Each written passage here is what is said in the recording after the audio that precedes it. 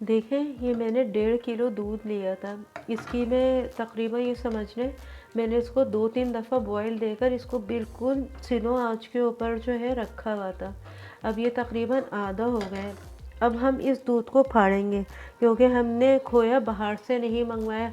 क्यों ज़्यादा अरसे के लिए अगर आप लोग अपना ये रखना चाहें तो हमें खोया जो है वो घर में ही बनाना होगा। इसमें 1 लेमन जो है जाएगा। दूध फटना शुरू हो गया है हमारा। देखें, दूध बिल्कुल मुकम्मल तौर पर फट चुका है, ये आपके सामने।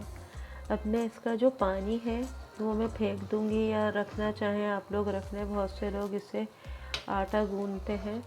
ये हमारा ओरिजिनल खोया समझ लें तैयार हो गया। अब हम इसको हल्का सा अगर चाहें भून लेंगे थोड़े से घी में, या हम इसको तेज़ ही उस फ्लेम के ऊपर रखकर इसको ऐसे ही पानी इसका जो है रिड्यूस होता रहेगा और ये ख़ुद ब खुद जो है थिक फॉर्म में आता रहेगा। या चाहे आप इसको स्ट्रेन कर लें अगर पानी आप लोगों को चाहिए। देखें, बहुत अच्छे से ये फट गया। देखिए, खोए का पानी भी खुश्क हो गया।